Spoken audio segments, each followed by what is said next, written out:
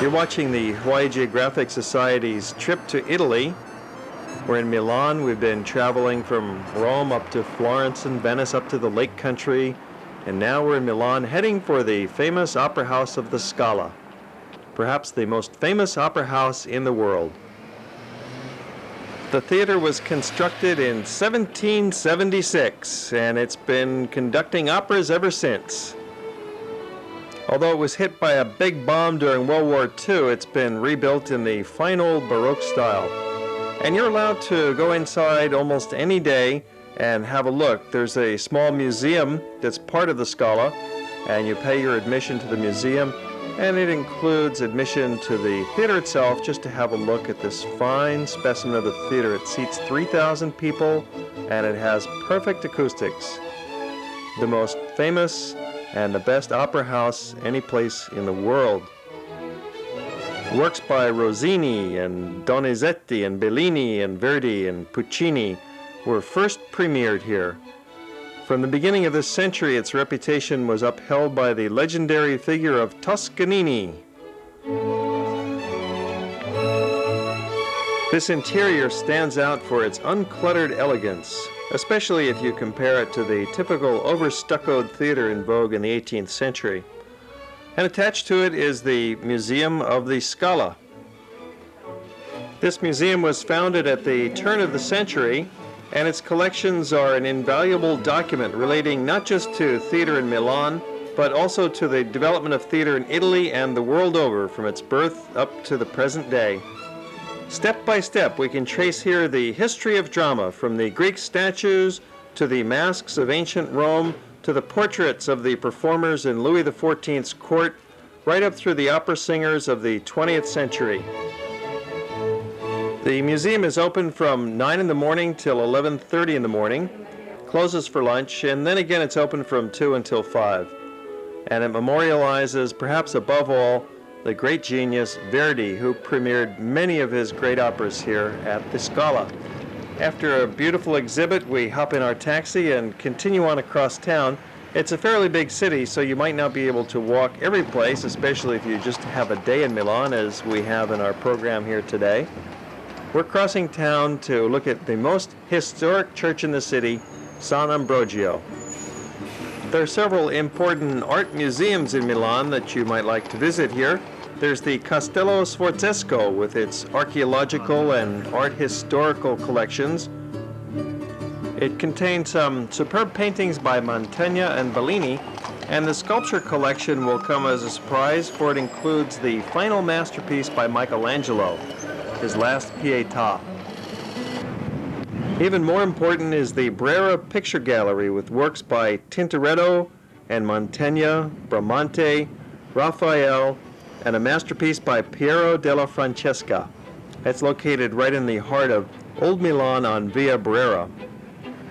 We're just now arriving at the Basilica of Sant'Ambrogio, which was built back in the 4th century, making this perhaps the oldest Romanesque church in the world.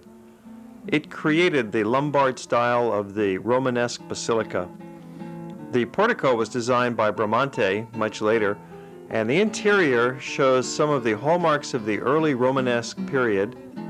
It's believed these cross-vaulted ribs are the first ever built, and this pulpit was reconstituted from fragments of the 11th century and early 12th century, saved after the vault collapsed in 1196, and it's one of the most remarkable Romanesque monuments known.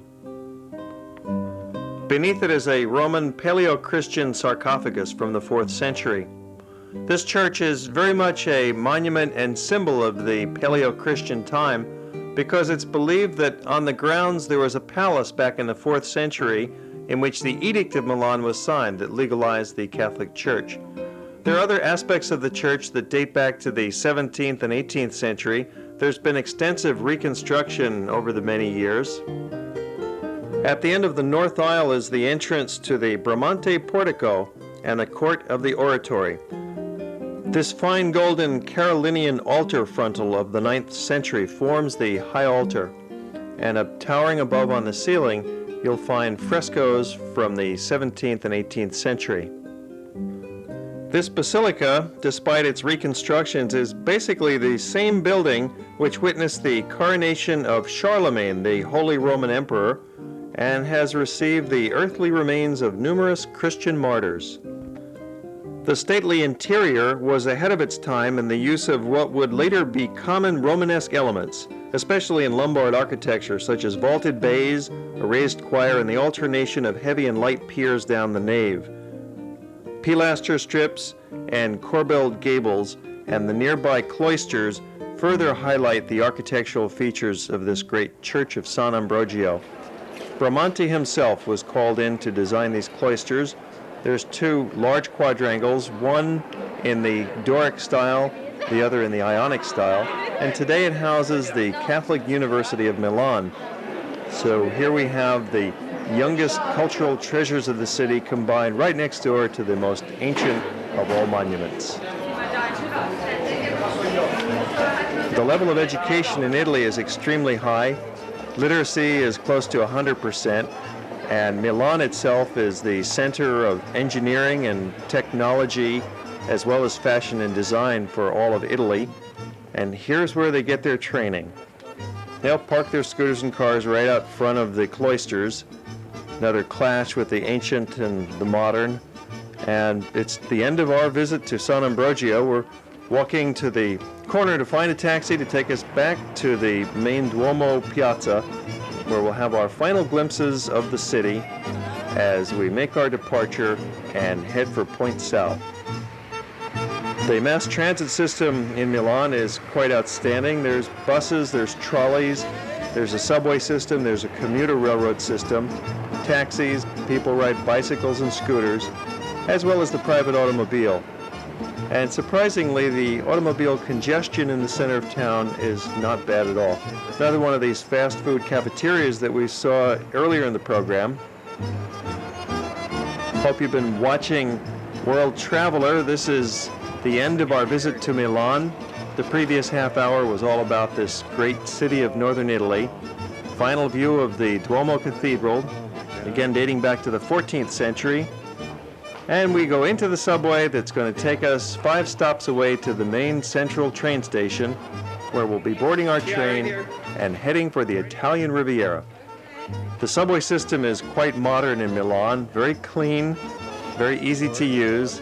It's well marked. You just take a look on the map to see where you are and where you're going, find the proper subway line, and get on the train and go. It takes about 10 minutes to get from the Duomo to the central station. So even if you're passing through Milan for the day, as we've been doing on our trip here with Hawaii Geographic Society, you can see a lot of the city. Just go by subway, go by taxi, do some walking, and in 6 hours, you really can see the highlights of Milan, as we have accomplished on this little mini visit to the city. Back into the main train station.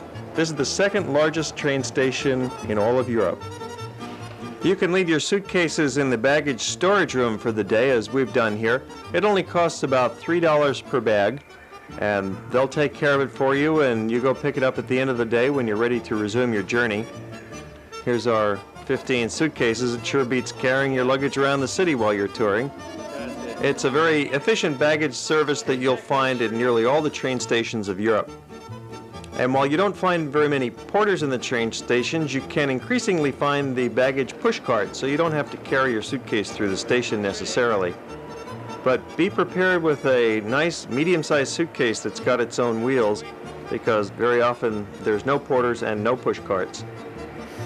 Now we're walking down our platform to our train that's going to take us south to Portofino. We're heading for the Italian Riviera.